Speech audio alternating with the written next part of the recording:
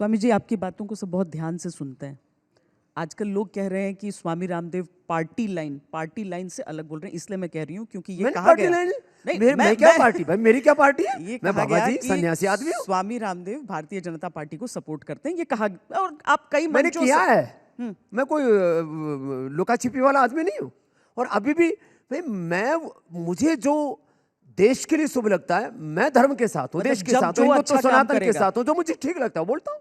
तो अभी आर्थिक रूप से आप क्या समझ रहे हैं? जब 95 मेरा ख्याल है कि मतलब रुपया डॉलर के विरुद्ध इस समय बड़ी कठिन स्थिति हो गई है। अच्छा, अब पता लगा श्वेता जी मुझसे सरकार के खिलाफ बुलवाना चाहती हैं। मैं जानना नहीं, चाहती नहीं। हूँ कि आप क्यों बोल रहे हैं ऐसा। देखो, मैं चाहता हूं कि मेरी करेंसी कितनी वैल्यू हो कि ट्रंप जो है वो $16 लेकर के आए तो मैं उसको ₹1 पकड़ाऊं, तब उसके मुंह पर तमाचा लगेगा। मैं चाहता तो ये मेरी मनोकामना है, मनोभावना है। एक, मैं चाहता हूं ऐसा हूं कि भारत का जो नागरिक अपना पासपोर्ट ही लेकर के जाए तो उसको दुनिया के 200 देशों में कहीं वीजा नहीं लेना पड़े। ऐसा होना चाहिए। उसके लिए मेरे हिस्से का पुरुषार्थ मैं कर रहा हूं, और जैसा मैं कर रहा हूं वैसे अपेक्षा में 100 करोड़ से ज्यादा भारतीयों से भी रक्षा था। अरे उतनी ही नहीं, उसके 10% तो करो। यदि सब ऐसा करेंगे तो भारत के पासपोर्ट की, भारत की करेंसी की, भारत की सिटीजन की, भारत के धर्म अध्यात्म पर्वों की, भारत के कैलेंडर की, सब अब 2026 मना रहे। किस बात का भाई? 1,96,8,13,127 वर्ष पुरानी हमारी सांस्कृतिक विरासत हम पिछलग्गू हो गए। Happy birthday to you, happy birthday वो अंग्रेजी तिथि के अनुसार, कैलेंडर अंग्रेजों का, इतिहास भी विदेशी। तो ये जो ग्लानि, गुलामी, कुंठाएं, शिक्षा की गुलामी, चिकित्सा की गुलामी, आर्थिक वैचारिक गुलामी, हर बात में हम दूसरों के सामने साष्टांग दंडवत प्रणाम के, हम दंडवत प्रणाम केवल भगवान को करते हैं। आयुर्वेद को अपने वैज्ञानिक होने के प्रमाण देने की अति आवश्यकता महसूस करवाई जाती है समाज में। देखो, ये दुनिया मात्र 200 साल की नहीं है, और ये सो कॉल्ड जो रिसर्च हो रहे हैं हम तो उसको फॉलो भी कर रहे हैं। हमने तो cell and trial, in vivo, in vitro, human trial सब कुछ कर दिया। ड्रग डिस्कवरी को पूरा कर रहे हैं। करीब हमने 500 से ज़्यादा बड़े रिसर्च पेपर भी पब्लिश कर दिए। एलोपैथी की दवाओं की कंपैरेटिव स्टडी भी कर दी। हमने तो ये बता दिया कि बीपी के लिए, शुगर के लिए, थायराइड के लिए, अस्थमा के लिए, अर्थराइटिस के लिए एलोपैथी से ज़्यादा बेहतर आयुर्वेद की दवाइयाँ हैं। उसके लिए हमने लिवोग्रिड, रीनोग्रिड, कार्डियोग्रिड, थायरोग्रिड सब कुछ बना दिया। लेकिन और हमने तो कैंसर में भी, कैंसर पर भी विजय पा ली।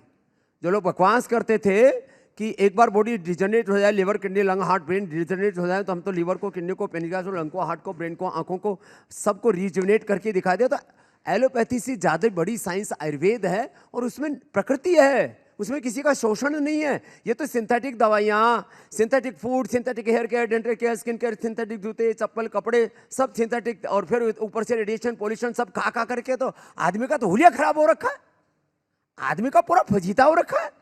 30-40 साल के आदमी को सारी की सारी बीमारियां हो रखे हैं, तो 60 के में भी ठाठ से जी रहे, और इरादा है कि कम से कम 150 साल जिएंगे। ये ताकत है आयुर्वेद की। आयुर्वेद में जो ताकत है, आप देख लेना श्वेता जी, आने वाले 20-25 ज्यादा से ज्यादा 50 साल लग सकते हैं। पूरी दुनिया वापस आयुर्वेद को फॉलो करेगी, योग को फॉलो करेगी, भारत को फॉलो करेगी, सनातन धर्म को फॉलो करेगी। ये तो अभी मुसलमानों को कुछ लड़ रहे हैं, कुछ लड़ा दिए गए, सिया सुन्नियों के नाम पर लड़ा दिया। मिडिल ईस्ट में अमेरिका का क्या काम? मतलब उसका कोई तीर्थ है, कोई धाम है, वहां पर उसका क्या काम है? लेकिन सुन्नियों को प्रॉफेट मोहम्मद साहब के रियल ब्लड के साथ लड़ा दिया। सिया जो है रियल ब्लड है प्रॉफेट मोहम्मद का, और ये जो है ये झंडा लेकर के चलते हैं कुछ लोग हर समय, अपना लोकतंत्र और जो है डेमोक्रेसी की बात करने वाले सब, अब सबको आपस में डाल दिया अमेरिका ने। तो आप खुलकर ईरान के साथ हैं? मैं ईरान के साथ नहीं, मैं तो मानवता के साथ हूं। देखो, झगड़ा ईरान ने शुरू नहीं किया, झगड़ा इजराइल ने और अमेरिका ने शुरू किया। क्यों? वो कहते हैं डेमोक्रेसी नहीं। अरे तुम्हारे यहाँ डेमोक्रेसी है? सारे देश को आपस में डाल रखा है इजराइल ने और अमेरिका ने। वो कहते हैं वहां हिजाब पहनते हैं, हिजाब तो सऊदी अरब में भी पहनते हैं, उन फूफू को कुछ नहीं बोलता है। मतलब हिजाब यदि सऊदी अरबिया वाले पहने तो ठीक, ईरान वालों के हिजाब उतरवाने, इसने पूरे अपनी इज्जत उतरवा रखी है। अरे कपड़े जिसको पहनने जैसे पहनो, हिजाब जिसको पहना है पहनो। हमारी तरह से बाबा रहना है बाबा रहो, नंगा रहना है रंगा रहो। हमारे यहाँ तो दिगंबर भी हैं, ये तो हम लोक लज्जा के लिए कपड़े पहनते हैं, कोई दिक्कत नहीं है हमको किसी से। ना हमको सियाओं से दिक्कत, ना हमको सुन्नियों से दिक्कत, ना हमको ईसाइयों से दिक्कत। हम तो कहते हैं सबका परमेश्वर एक है, सबका ईश्वर एक है, सबकी धरती माता एक है, सबकी प्रकृति माता एक है। और भारत में रहने वाले मुसलमानों से तो मैं कहूंगा हम सबके पूर्वज पुरखे भी एक ही हैं। तो हमारे यहाँ तो झगड़ा किसी बात का ही नहीं। हम तो कहते हैं सब मिलजुल करके रहो, मिलजुल करके देश को आगे बढ़ाओ। फालतू का ये हिंदू, ये मुसलमान, ये सिख, ये ईसाई, ये जैन, ये बौद्ध, जाति प्रांत वर्ग मजहब के नाम पर झगड़े ये जाहिल लोग करवाते हैं, मूर्ख लोग करवाते हैं, धूर्त लोग करवाते हैं, आपस में लोगों को लड़वाते हैं। मैं किसी भी जाति के नाम, वर्ग समुदाय के नाम पर और देशों के नाम पर भी झगड़े को मंजूर नहीं करता हूं। ट्रंप पतंजलि पे एक्स्ट्रा टैरिफ न लगा दें। अब दरअसल क्या है, पता नहीं कौन से काल मुहूर्त में पैदा हुआ, हर दिन नई ब्रेकिंग चाहिए उसको। दुनिया के इतिहास में पहला पॉलिटिशियन हुआ, पहले तो शायद मीडिया वो नाराज जी से गुजारा हो जाता था, इसको हर दिन उठते ही ब्रेकिंग चाहिए। ब्रेकिंग के लिए चाहे ब्रेक करना पड़े पॉलिटिकल सिस्टम को, पूरा टुकड़े टुकड़े हो जाए इंसानियत के, मानवता के, दुनिया के। अरे क्या चल रहा है ये सब। तो देखो मैं तो किसी भी जाति वर्ग समुदाय के नाम पर, मैं तो गुरुओं में भी कोई शंकराचार्य, कोई जगत गुरु, कोई आचार्य महामंडलेश्वर, कोई मंडलेश्वर। अरे साधु साधु होता है, काहे का शंकराचार्य, काहे का जगत गुरु, काहे का आचार्य महामंडलेश्वर। सब साधु को एक समान सम्मान मिलना चाहिए।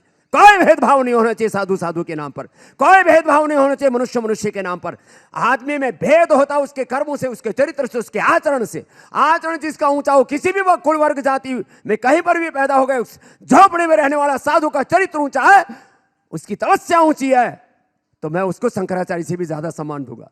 और यदि किसी ने पदवी बड़ी बड़ी ले रखी है और 2 कौड़ी का चरित्र नहीं है, तो मैं उसका सम्मान नहीं कर सकता। मुझे समझ नहीं आया कि योगी जी और शंकराचार्य जी के बीच के विवाद में आप किसकी, मैं किसी के विवाद में नहीं पड़ता भैया। हम ना शंकराचार्य, ना हम योगी जरूर, ना हम मुख्यमंत्री, हम किसी के बीच में क्यों पड़े। तो ये लड़ाई होनी चाहिए थी, नहीं होनी चाहिए थी? हम इसके बारे में कोई टिप्पणी नहीं करते। नेक्स्ट।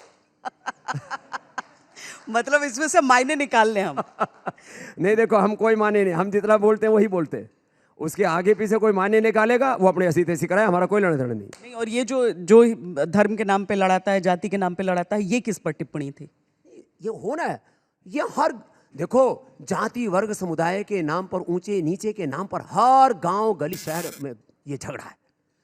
हर जगह भेदभाव की लड़ाई, मैं ऊंचा तू नीचा, किस बात का ऊंच नीच। हर घर में, हर गांव गली शहर मोहल्ला में एब्सटेंट फाइल तैयार हो रही है। चरित्र गिर गया लोगों का, आचरण से गिर गए लोग। किस बात का गौरव? गर्व से कहो हम ये हम वो हैं। अरे गर्व से कहो तुम एक पवित्र आत्मा, शुद्धोसी बुद्धोसी निरंजनोसी संसार माया परिवर्जितोसी शुद्धो हम बुद्धो हम आत्मा, ये है गर्व की बात। और वैसे आचरण करो। फालतू के इधर उधर के गर्वोक्तियों के अंदर गर्त में जा रहे।